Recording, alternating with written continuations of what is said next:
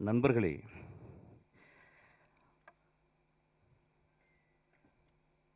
மேடையில் அந்த சொன்னாங்க என்ன சொன்னாங்கன்னா, ஒரு மேடையில பேசுறதுக்கு நாகரிகம் வேணும்னு சொன்னாங்க. நண்பர்களே, ஒரு மேடையில அது என்ன மேடைன்னு எனக்கு தெரியல. ஒரு அரசியல் மேடை அல்ல அது. இது வந்து கூத்து செய்யும் கலைஞர்களுடைய மேடை இது. அந்த கூத்து கலைஞர்கள் வந்து கிராமங்கள்ல போனீங்கன்னா, வள்ளி திருமணம், நெறைய நாடகங்கள்ல பார்த்தீங்கன்னா, அந்த நாடகத்தில ஒரு 12 மணிக்கு ஒரு பப்புனும், ஒரு டான்ஸ்காரியும் வந்து பேசுவாங்க. அது தமிழகம் முழுதும் தெரியும். அது ரொம்ப நாக்கூசுற வார்த்தைகள் பேசுவாங்க. அது ஏன்னா, அது ஒரு மக்களுக்கு, அது ஒரு விதமான ஒரு வெளிப்பாடு. அது ஒரு விதமான நகைச்சுவை. அந்த நகைச்சுவையின் அடிப்படையில தான் அன்னைக்கு நான் பேசினேன் ஆக்சுவலா. யாரையும் புண்படுத்தணும்னு பேசவே இல்ல. ஏன்னா ஒரு படத்தினுடைய விழாவுக்கு வந்திருக்கேன். அந்த படத்த பத்தி நான் பேசணும். அந்த படம் என் ஆன்மாவுக்குள்ள சென்றுச்சு. அந்த படம் பெருசா ஓடுச்சுன்னா கூட எனக்கு தெரியல இப்ப. அந்த படத்தினுடைய நடிகர்கள், அந்த படத்தினுடைய இயக்குனர், அந்த படத்தை தயாரித்தவர்கள் வந்து அவ்வளோ அழகான விஷயம் பண்ணியிருக்காங்க. அத பேசணும்னு நெனச்சேன்.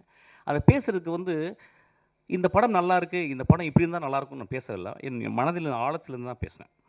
அது பேசுனது உங்களுக்கு வந்து பாதிச்சிருக்கு. நான் கேட்கிறேன், திருக்குறள்ல காமத்துப்பால் இல்லையா? பெருமாள் முருகன் எழுதின சங்கத்துல எத்தனை தடவ அல்குல் என்ற வார்த்தைகள் உபயோகித்திருக்காங்கன்னு சொல்லி அவருடைய கட்டுரையில இருக்கு. இப்படி நான் சொல்லிக்கிட்டே போலாம். ரொம்ப நாளைக்கு முந்தி ஒரு படம் வந்துச்சு. அந்த படத்தின் பேரு இருட்டறைக்குள் முரட்டு குத்துக்கள். நெஞ்ச தொட்டு சொல்லுவோம். அந்த டைட்டில் முதல்ல வந்தவுடனே, அந்த இருட்டறைக்குள்ள முகமது அலியும், டைசனும் பாக்ஸிங் போடுறான்னு நெனச்சோம். மனச தொட்டு சொல்லுங்க. ஒரு ஆபாசமான டைட்டில் இல்லையா? வித் டியூ ரெஸ்பெக்ட் அந்த டைரக்டரையும், அந்த புரொடியூசரையும் பத்தி நான் பேசல. ஒரு எக்ஸாம்பிள் சொல்றேன். அப்ப அந்த படத்த பார்த்து, ஓ! அதுக்குள்ள 2 பேரும் பாக்ஸிங் போட போறாங்கன்னு படம் போன பிறகு, அதே மாரி பாக்ஸிங்கா படத்துல இருந்துச்சு?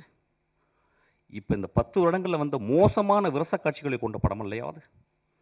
அப்ப என் நண்பர்கள் அந்த படத்த பத்தி யாராவது விமர்சிச்சாங்களா?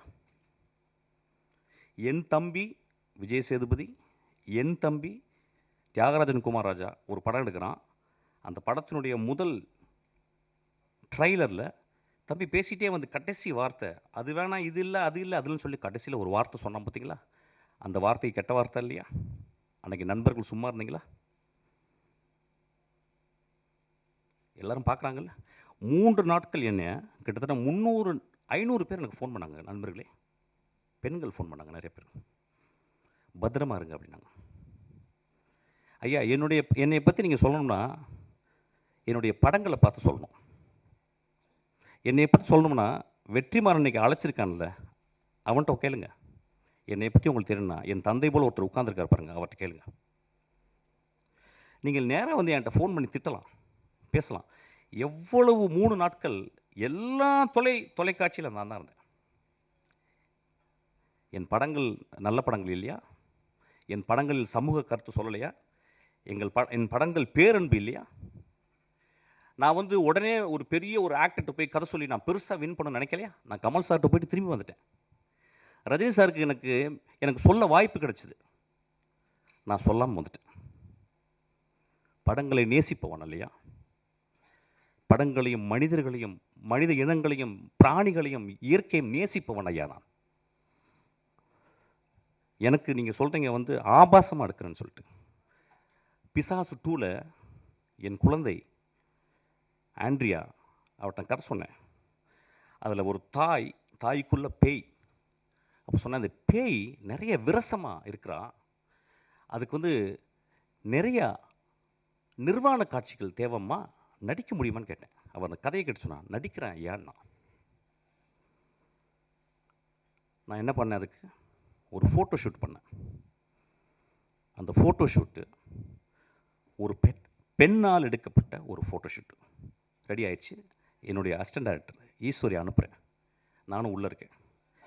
அவள் அந்த பெண் அந்த அந்த அந்த அந்த மிகச்சிறந்த ஆக்ட்ரஸ் அவ. மிகச்சிறந்த ஆளுமை அவ.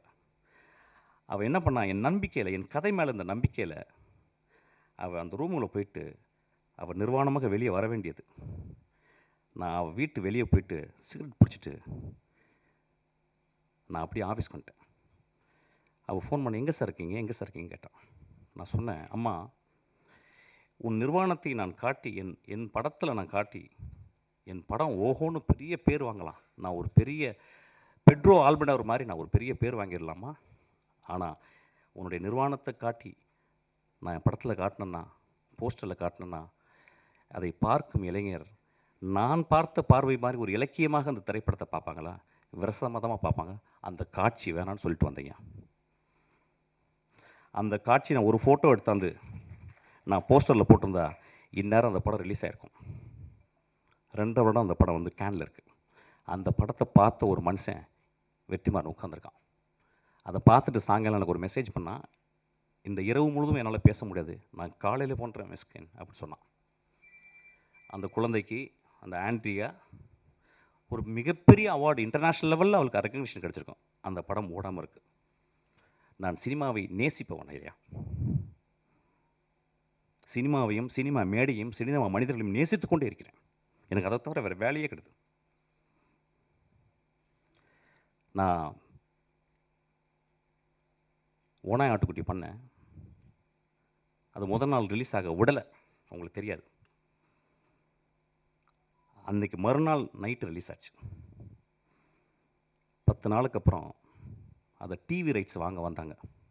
அப்போ எனக்கு நெருக்கமான மனிதன், ஒரு பெரிய இயக்குனர் என்னை கூப்பிட்டு போய் உனக்கு நிறைய காசு வாங்கி தரேன்டான்னு கூப்பிட்டு போனார். ஒரு பெரிய ரூமுக்குள்ளே போனான் ஐயா. அவன் என் நண்பன். அவன் 20 பேர் இருந்தாங்க அந்த ரூமுக்குள்ளே. 75 லட்சம் ரூபாய்க்கு நீ டிவி ரைட்ஸ் கொடுத்தா கொடு அப்படின்னாங்க. நான் சொன்னேன், ஐயா நான் ரொம்ப கஷ்டப்பட்டு எடுத்துருக்கேன், இந்த படம் நல்ல படம், ஒரு 2 ரூபா கொடுங்க. ஏன்னு கொடுக்க மாட்டேன் சொல்லிகிட்டே இருக்காங்க. அப்போ தான் எனக்கு தெரிஞ்சுது, 20 தடியர்களை உள்ளே வைத்து என்னை மிரட்டி என்னை கையெழுத்து போட வச்சாங்க. 75 லட்ச ரூபா கொடுத்தாங்க. அந்த திரைப்படம் அந்த சேனலில் இது வரைக்கும் 80 வாட்டி ரிலீஸ் ஆயிருக்கு. அந்த செக் எடுத்தாந்து அவங்கள்ட்ட நான் கிழிச்சு போட்டுட்டு சொன்னேன், ஐயா நான் சென்னைக்கு வரும்போது ஒரு வெள்ளை பேப்பரும் ஒரு பென்சில் தான் எடுத்துகிட்டு வந்தேன். அவ்வளோ வறுமையான குடும்பத்துலேருந்து வந்தவன். நான் கஷ்டப்பட்டு திரும்பி வருவேன். என்ன நான் கஷ்டப்பட்டு இந்த மேடையில் நின்றுருக்கேன். இன்னும் அதில் 4 பேர் இறந்து போயிட்டாங்க. அந்த எனக்கு துரோகம் செஞ்சான் அந்த மனுஷன், அவன் ஒரு பெரிய டைரக்டர் இருக்கான். ஒவ்வொரு தருணமும் நான் துரோகத்தை அனுபவித்துக் கொண்டே இருக்கிறேன். எப்படி ஒரு சக மனிதனை பார்த்து என்னால் மோசமாக பேச முடியும்? பேசுறதுக்கு ரீசனா? பேச வேண்டிய கட்டாயம் ஐயா. ஒரு விழாவில் வந்து அந்த விழாவில் நான் கூடி விற்கணும். எதுக்கு நான் கொட்டுக்காலிக்கு நேக்கடாக நிற்கிறேன்னு சொன்னேன்? அப்படியாவது கவனத்தை ஈர்க்கணும்னு நினைக்கிறேன். இந்த படத்துக்கு நான் இப்போ பேசுறதுக்கு அப்படியாவது இந்த படத்தை கவனத்தை ஈர்க்கிறது. எனக்கு அவ்வளோ புத்தகம், 40 வருஷம் புத்தகம் படிக்கிறதுக்கு எனக்கு டைமே இல்லை. 40 வருஷம் படிக்க வேண்டிய புத்தகம் இருக்குது. அவ்வளவு மனிதர்கள் நேசிக்க வேண்டியது இருக்குது. அவ்வளோ கண்ட்ரி நான் விசிட் பண்ண வேண்டியது இருக்குது. மன்னிப்பு கேட்டதுக்கு என்றைக்குமே நான் தயங்க மாட்டேங்க. உதிரிப்பூக்களில் ஒரு சீன் வரும், கடைசி சீனு. அதில் வந்து அந்த அந்த மோசமான மனிதன், அந்த ஈவில், அவன் கடைசியில் சொல்லுவான், அந்த ஊர் மக்களை பார்த்து, ஊர் மக்கள் சொல்லுவாங்க, நீ சாவிடாமாங்க. அவன் சொல்லுவான், எனக்கு ரொம்ப வருத்தம், இவ்வளோ நாள் கெட்டவனாக இருந்தேன், உங்களுக்கு நான் வந்து எல்லாரையும் கெட்டவனாக்கிட்டேன், அது ரொம்ப வருத்தமாக இருக்கேன். நண்பர்களே, நான் உங்கள் முன் மண்டியிட்டு மன்னிப்பு கேட்டு உங்களை எல்லாரும் நான் கடவுளாக்குகிறேன். நன்றி.